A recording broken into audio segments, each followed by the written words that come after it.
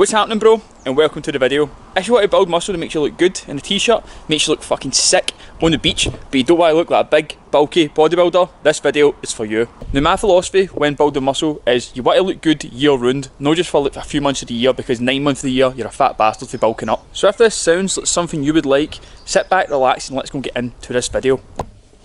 So, let's get right into this video. I had to ditch a cap, forgot you had that one when I was filming the start there.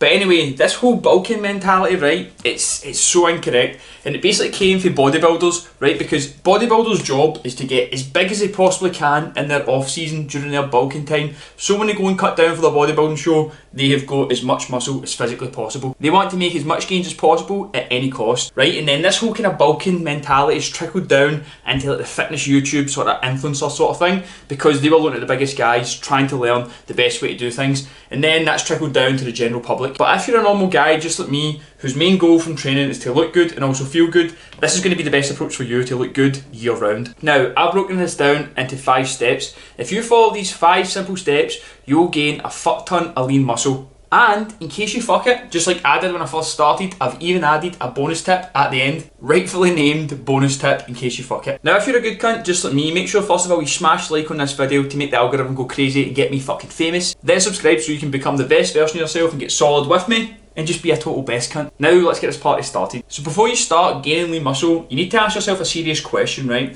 Right now, what's going to be more important to you? Adding more muscle or cutting down body fat? There's absolutely no point going into a gaining phase if you have quite a lot of body fat right now, especially if you don't feel comfortable with the body fat you've already got. Now, only you will know right now if you're going to be comfortable enough with your body fat levels. If you're anywhere even near the position where you feel chubby, I would recommend cutting down body fat first, because we're going to be in this gaining phase for a long time, and if you basically start this with excess body fat, you're going to get to a position where you feel uncomfortable quicker, and we're going to have to come out the gaining phase, and that's not what we're wanting. Now ask yourself right now, what's going to make the most positive difference to your life? Gaining some muscle mass or cutting down the body fat?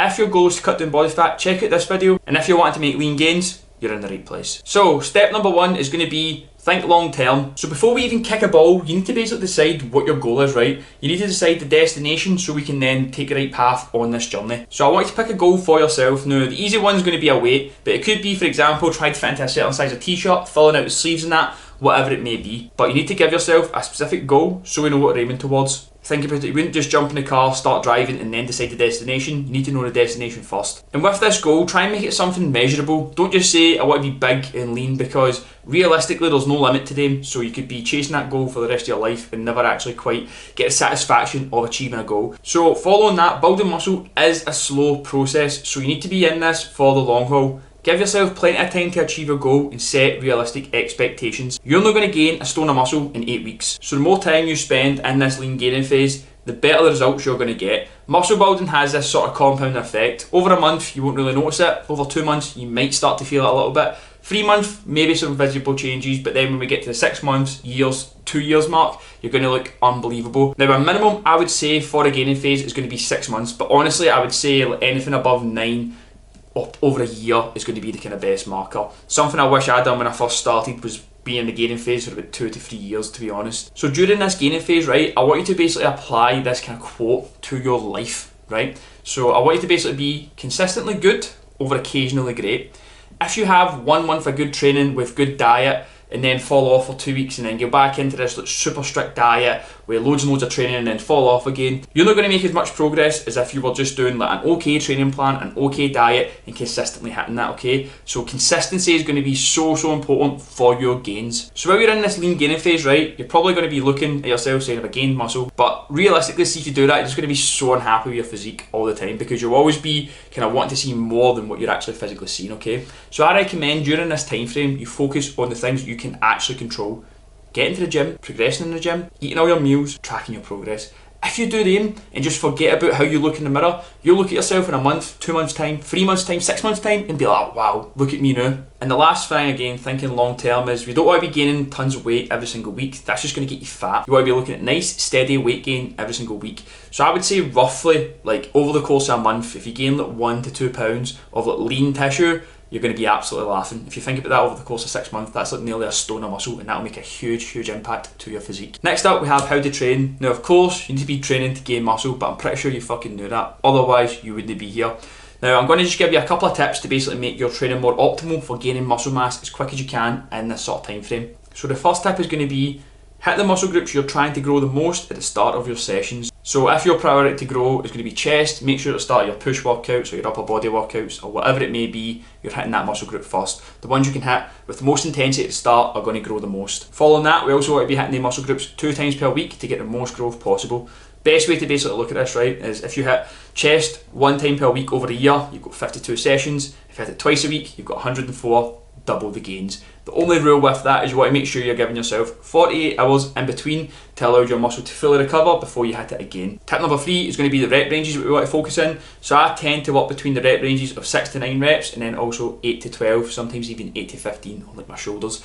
Now with this, use the rep ranges, stick to them, right? If you're trying to build muscle, you shouldn't be trying to do 1 rep maxes. Honestly, right, that's just a pure ego thing, and the cunts who I see doing 1 rep maxes in the gym, they're doing it for everybody else, right? It doesn't add any benefit to you growing muscle whatsoever, right? And also, it elevates the chance of getting injured. So don't be a dick who tries to pure show off your 1 rep max. Nobody fucking cares, mate. Nobody actually cares. Just a little added tip on that while I'm here. If you're a beginner, I recommend you prioritise the 8 to 12 rep range first. Reason being, basically you getting in more reps is going to allow you to get better form. And just that kind of constant repetition is going to be better for you again actually executing exercises, and therefore your muscles will develop better because your form's going to be better. Next up, we have the best exercises to focus on when you're training. Now, especially again if you're a beginner, prioritising compound exercises is going to be your best option.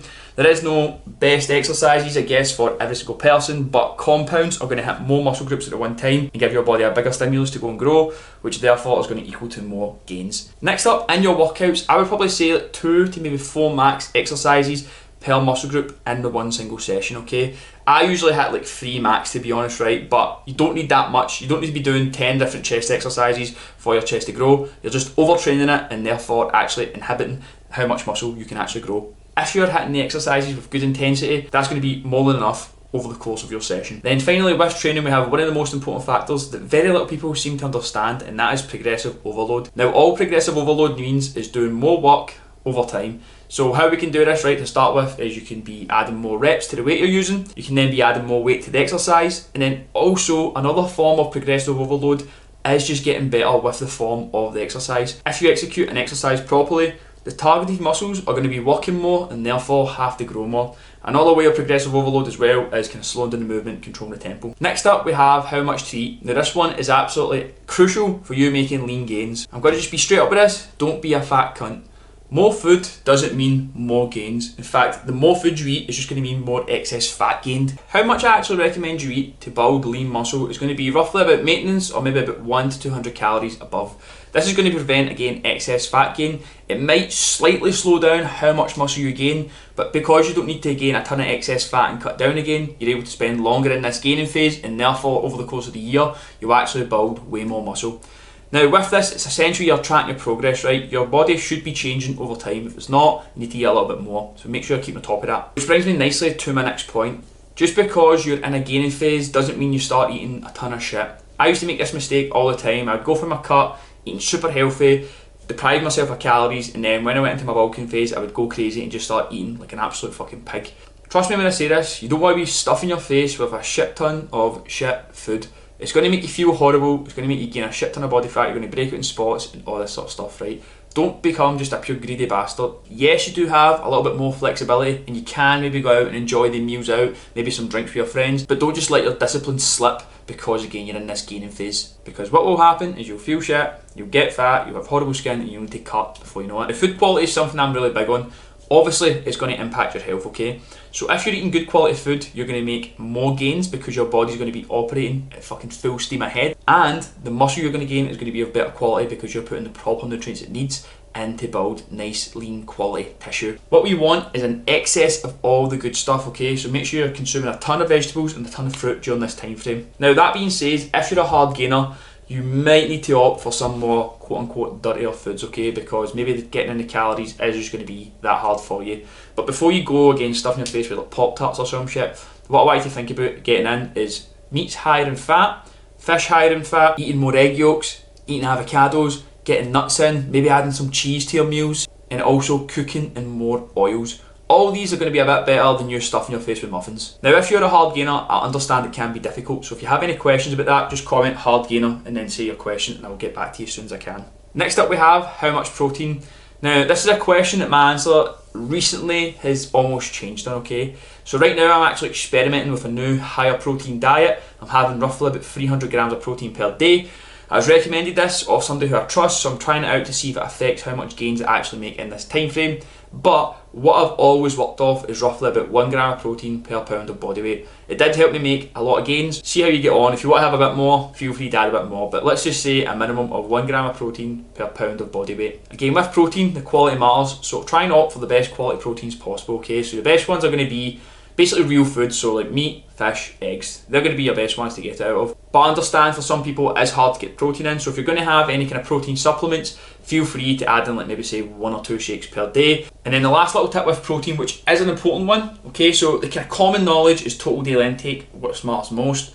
However, if you can spread your protein intake evenly throughout the day, you're basically going to give your muscles a consistent supply of protein, which is going to make it a bit easier for you to kind of go and keep packing on muscle mass. So if you can roughly spread your protein evenly between 4 to 5 meals per day, it is going to be optimal. It doesn't have to be, let's say you're having 200 grams of protein, it doesn't have to be 50, 50, 50, 50.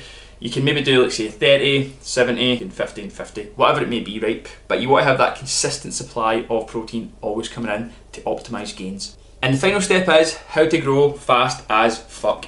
So basically, to grow fast as fuck, you want to be optimising your recovery. Now recovery comes in a multitude of different ways, okay? But honestly, prioritise your recovery and you will grow faster. I made the mistake of thinking I had to train more to grow more. That is so false. It's all about recovering more to actually grow more. So basically when you're in the gym, you're not actually growing your muscles, you're actually breaking them down. And then when they actually grow back stronger is while you're recovering. So if you're consistently in the gym breaking down your muscles and not allowing them to recover properly, you're actually preventing yourself from growing as much as you can in between sessions. So from that, you want your recovery to be on point, okay? Because if you can think about it right, if you're going into every session not fully recovered, 1, you're not growing strong enough, but then 2, you're also not performing optimally in the gym enough, and then that's going to then affect your following gains after that, okay? So recovery is huge, take the time to do it. Here's a couple of steps to improve your recovery. So the place where the majority of your gains are going to be growing is going to be while you're sleeping. So you want to be aiming for about 7 to 9 hours of good quality sleep per night. So straight off the bat, set yourself a bedtime that you are going to be in bed and switched off away from your phone, so you can get to sleep nice and quickly and start growing. Also, following that, you don't want to be having caffeine too close to your bedtime, because even though you might be physically sleeping, your brain's still working overtime and you're not getting good quality REM sleep. So the kind of general rule of thumb, right, is going to be stop drinking caffeine about at least 8 hours before you go to bed, okay? Following sleep, we also have rest days. Now again, this is something that I neglected when I first started training because I thought I was hardcore and I could train every day.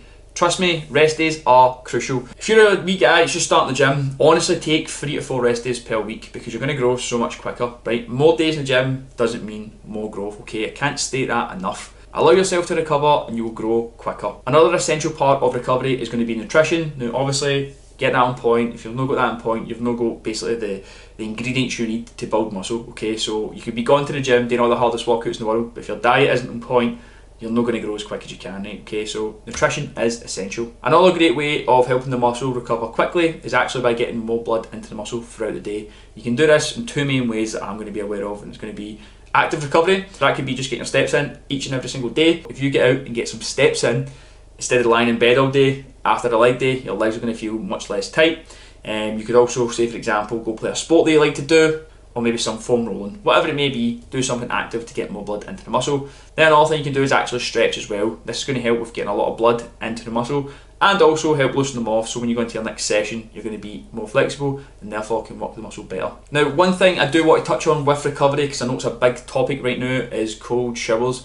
Cold showers can help with recovery, but when you're trying to build muscle, if you go for a cold shower after a weightlifting session, you actually inhibit the muscle building process. So what I would say is, if you're doing cold showers, do it in the morning, train in the afternoon. That's going to be the kind of best approach. And there you have it. That's the 5 steps to speed up muscle growth. Now we've got the bonus tip in case you fuck it. Now what I mean by fucking it is when you become a greedy bastard on the bulk, start eating everything in sight, stuffing your face with cakes, and then inevitably get fat too quickly. Now that being said, this is a time where you're going to have a bit more flexibility in your diet, so go out and enjoy meals with friends, go out and enjoy some drinks, but try and stick to like once a week where you're like maybe over consuming on your diet and you should be pretty sound. But again, if you do fuck it and you gain too much fat in your gaining phase, what you can actually do is implement something called a mini cut. Now, all a mini cut is basically designed to do is not to get you shredded, it's just basically designed to drop down some body fat quite quickly so you can then go to a place where you're comfortable in first of all, but also where your body's going to operate better at building muscle mass, because the more fatter you get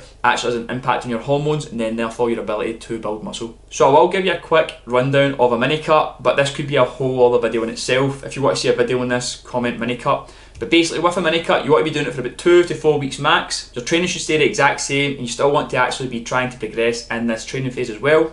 You're going to cut down your calories, 500, maybe add in some cardio, up the steps to basically make sure you're burning that little bit extra energy. Keep the protein the same of course, and then the fat should start to drop off quite quickly. And then you're going to go straight back into your gaining phase. Now you can kind of build your calories up slowly. I recommend after you've done your mini cut, do a week or two at maintenance, and then again if you're up above maintenance when you're gaining phase, add the extra calories in as well. So now just to summarise, because I know you've probably forgot some things, let me just run over it very quickly for you. So first of all, like and subscribe if you're a good cunt. Then I want you to be thinking long term, nice, slow and steady is going to equal the best quality gains. Hit muscle groups 2 times per week to get the best possible growth in the desired rep ranges, and prioritise the muscles you're trying to grow at the start of your sessions. Don't be a fat cunt and eat excess shite. Think about excess goodness. Then we've got a minimum of 1 gram of protein per pound of body weight, maybe all the way up to 2 grams if you feel like doing that, and also spread that evenly throughout the day. And then last but definitely not least, more recovery equals more gains. Thanks for watching, peace out bro.